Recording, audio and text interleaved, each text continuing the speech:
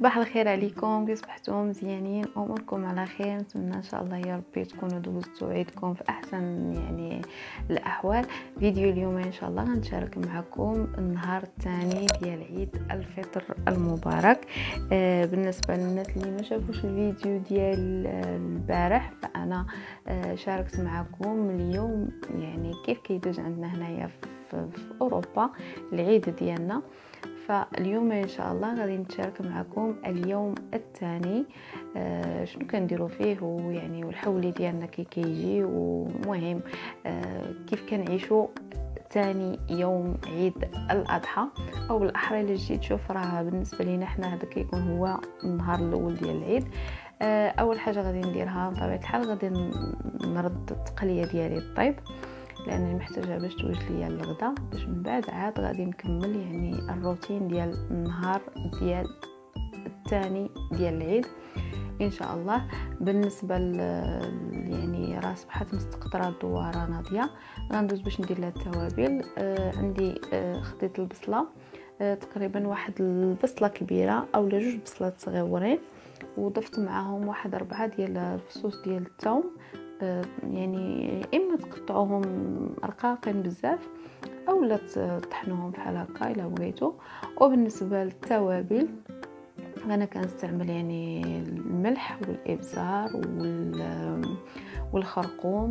الابزار من طبيعه الحال الابيض والاسود، والكمون وشويه ديال السودانيه لانه لا يعلى عليها. وكذلك كندير نصف ملعقه صغيره ديال زريعه القزبور. وبالنسبه ليا هنايا ففي عود ما غادي نزيد الزيت او ما شابه ذلك، الزيت الروميه. انا غادي ناخذ هذيك الشحمه اللي كتشيط لينا من بولفاف كيف ما شفتوا معايا في الفيديو ديال البارح، فانا درت لها الملحه وحطيتها خليتها حتى اليوم الصباح، عاد هزيتها ودرتها في الثلاجه من بعد ما نشفات ليا مزيان. غادي ندير واحد الكميه بسيطه لانه انا ما بغيهاش تجيني ثقيله بليدان، واحد الكميه بسيطه. وغادي نضيف معها شويه ديال زيت البلديه، تقريبا واحد 3 حتى 4 ديال المعالق. بطبيعه الحال بالنسبه للعطريه فكنظن انه المغاربه كاملين عندهم خبره في التحضير ديال التقليه. المهم انا هذه هي الطريقه ديالي، انا ما كندير لهاش مطيشه، ما كندير لها صوص طوماط، غير هكايا كتجي لذيذه بزاف وكتجي خفيفه في الصراحه، ما كتجيش ثقيله كالتقليه. صافي غادي نحرك كل شيء. ضفت واحد 2 حتى 3 الكيسان ديال الماء على حسب الكميه اللي عندكم. انا ما عطيتكمش الكميه ديال الملح او ما شابه ذلك، لانه على حسب الكميه اللي عندكم نتوما. صافي بالنسبه للماء كندير غير شويه، ما تكثروش الماء، لانها اصلا داك الريه وداكشي كيطلق الماء ديالو، باش ما تجيكمش عايمه في المياهات، كتجي مقليه ومدغمره. صافي بطبيعه الحال القزبور معدنوس ضفت منه شويه. الفيديو راه شارح نفسه، ما محتاجش انني عاد نزيد نعلق. صافي غادي نردها تشحر واحد شويه ونسد عليها ونخليها طيب على المهل ديالها.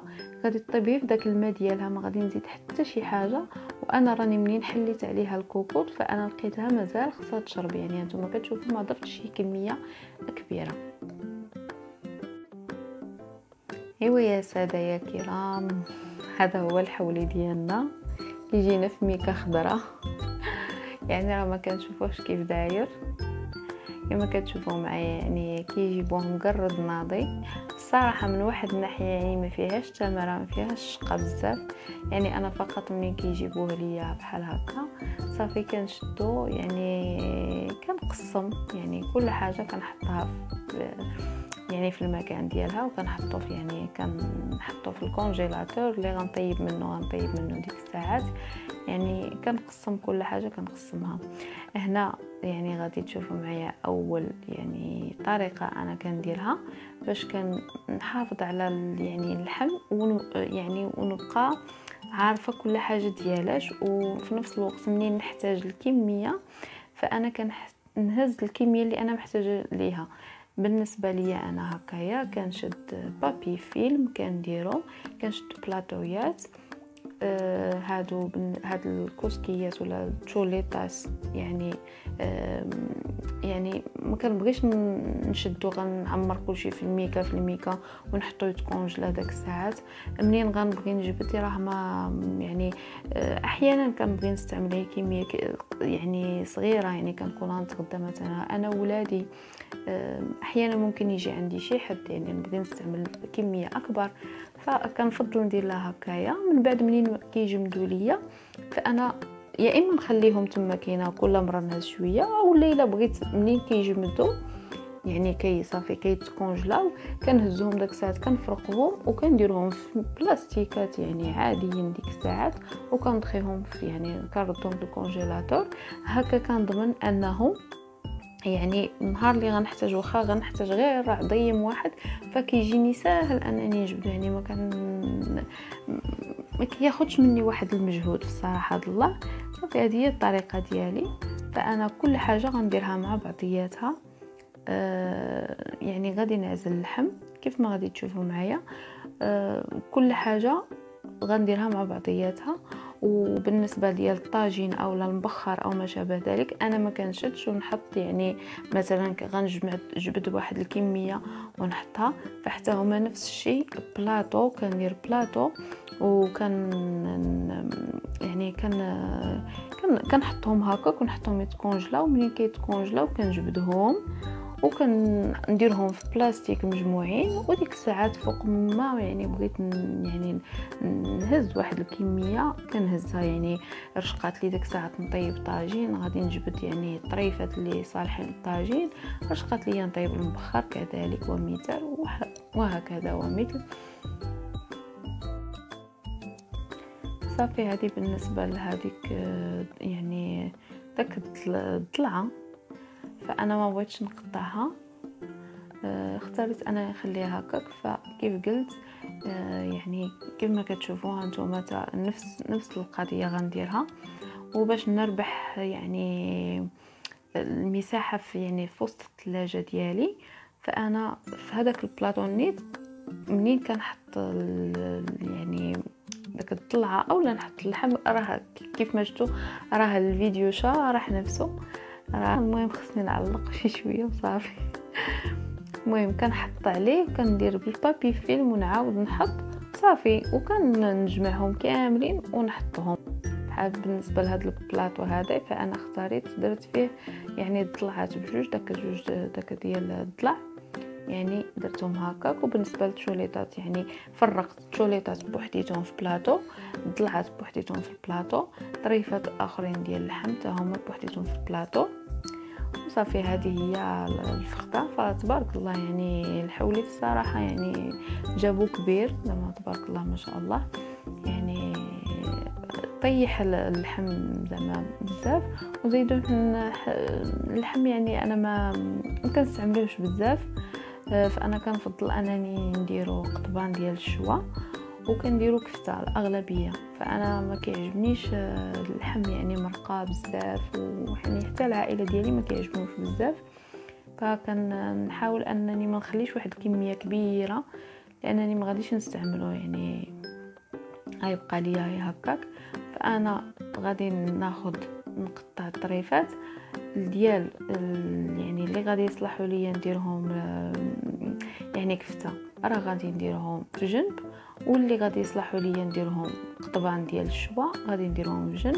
ومن بعد بطبيعه الحال غادي نقيهم وغادي نصاوبهم، يعني غنحيد منهم داك الجلافط ديالهم وكل شيء ديالهم. يعني ما غاديش نخلي حتى شي حاجه. انا كتعجبني تكون اللحم حمراء ونقيه، يعني ما فيهاش داك يعني داك الجلده القشره اللي كيكون دايرها من الفوق او ما شابه ذلك، ما كتعجبنيش الصراحه. صافي راه الفيديو شرحا مشرح.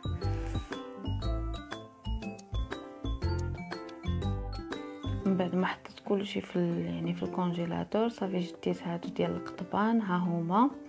يعني نقيتهم من داك الجليدات كاملين اللي فيهم. انا كيتعجبني تكون اللحم حمراء، يعني ما يكونش فيها حتى شي زوائد او ما شابه ذلك.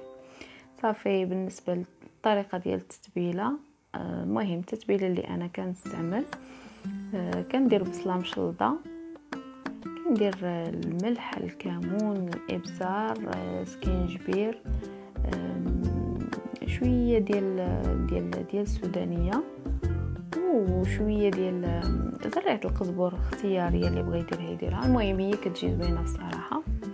صافي، ومع زيت الزيتون. وبطبيعه الحال ما غاديش نستعملو اليوم حتى لا غد ليه. اصلا الواحد ملي كيكون كيصاوب هادشي اللحام وهذا، ما يعني القلب ديال الواحد ما كيقدرش ياكل يعني اللحمه وما شابه ذلك. انا كنهضر على راسي شخصيا، يعني ما كيعجبنيش الصراحه اللحم في الايام د العيد، ما كنهتمش به. صافي غادي نغطيه ونخليه يعني يشرب حتى لا غد ليه، عاد غادي نستعملوه ان شاء الله.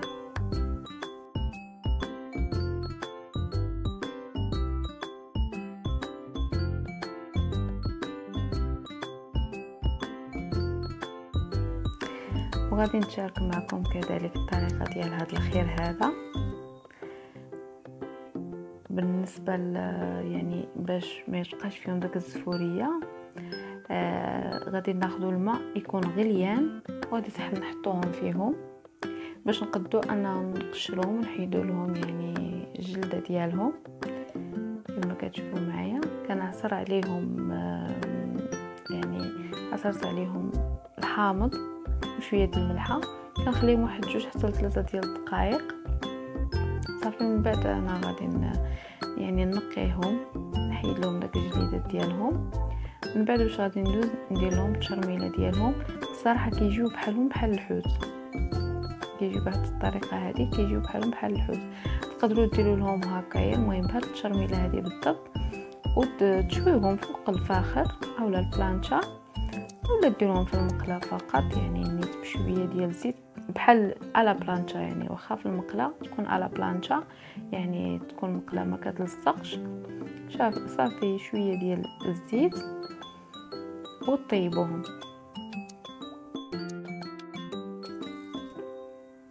بالنسبه للتتبيله غادي ندير يعني شويه ديال الملح، شويه ديال الكمون بحال التتبيله ديال الحوت، شويه ديال الابزار، شويه ديال الحار، شويه كذلك ديال الكمون، المهم شويه من الحاجه، شويه ديال الحامض، يعني نعصر عليهم الحامض، شويه ديال الزيت. صافي ونخليهم لما كتجي فيهم لا زفوريه ولا حتى شي حاجه. الصراحه كنت كنلوحهم شحال هذه، ولكن من بعد منين لقيت هذه الطريقه هذه صراحه لقيتها يعني كيجيو بهم صراحه زوينين.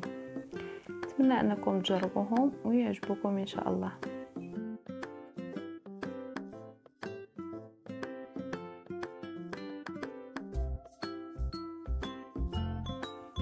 وهذه اللي غادي نطحنها ان شاء الله كفته، حتى هي نقيتها من يعني من كل شيء، ما خليت فيها حتى شي حاجه. غنطحنها مع بصله ومع صوص ديال الثوم، ومن بعد غندير لها التتبيله ديالها العاديه. وهنا نكون وصلنا الى نهايه الفيديو او نهايه روتين اليوم. شكرا للمتابعه ديالكم، والى اللقاء الى فيديو قادم ان شاء الله.